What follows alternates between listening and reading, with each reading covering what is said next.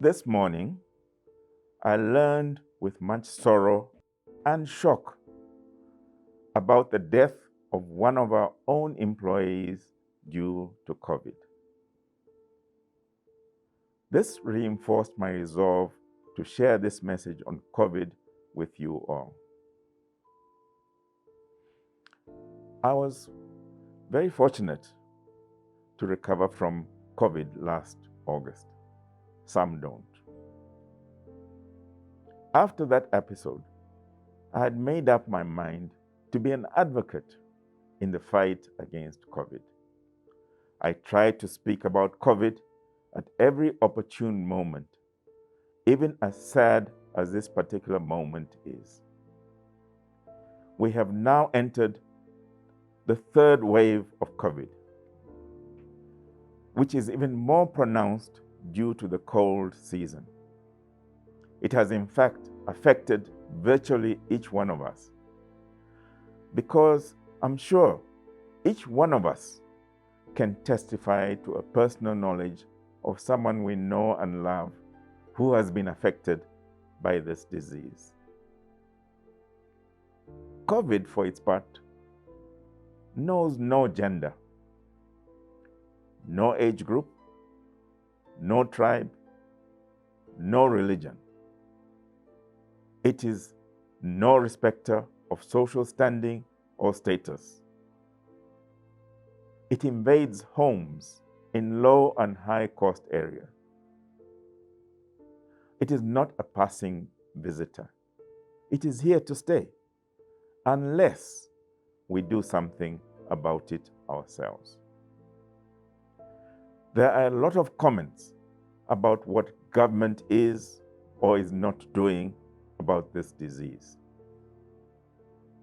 But if you look globally, there is not a single government in the whole world that is able to combat this disease on its own. It needs the cooperation of its people.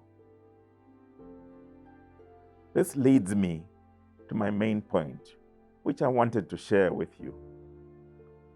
We should not be focusing so much on what government is or is not doing, but ask ourselves, what am I personally doing about this?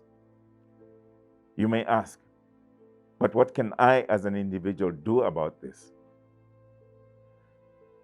But at the end of the day, it's not about you or me as individuals, but about all of us collectively taking action and responsibility. So if, for example, if each one of us, one, ensured we wore masks whenever we're outside our own personal bubble, and by personal bubble, I'm referring to our home environment or personal environment where we share as families. If we encourage others to do the same when we're outside these so-called bubbles and we're at markets, in public places, on public transport, and at some social gathering, if we ensured we kept social distancing of at least 2 meters and encourage others to do the same in social gatherings. As Zambians, we like being close to each other, but we must learn to keep distances. If we ensured we sanitized our hands and encouraged others to do the same thing, don't just look at yourself and forget about the neighbor. If somebody has omitted, ask them, oh, please sanitize your hands. If we washed our hands regularly and encourage others to do the same, if we avoided going out unless absolutely necessary, and when you go out, observe the guidelines which we have already discussed until such time as the authorities permit us to move about freely. If we did these actions, we would then help encourage everyone to behave in a manner I'd like to call COVID responsible. So what are other things that we can do? We should cease giving COVID a social stigma. COVID attacks everyone. It's not class conscious. It doesn't mind who you are. So anybody can get COVID. we shouldn't then give people stigmas because they have COVID. We should instead sympathize and assist those affected by this dreadful disease. But back to us.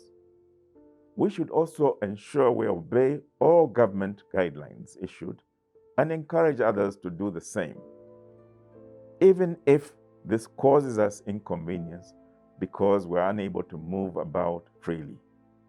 Let us show collective leadership in our homes, families, and groupings, and we can begin to overcome this disease. I am due to have my second jab next week when the government recommences its program. What are you doing yourself personally? So do your bit and also get vaccinated. The more of us that are vaccinated, the less deaths that will be avoided, and the better protection that you will have should you have COVID. This fight is for you and me, and not the government alone. May God bless us and protect us during these difficult times. Thank you.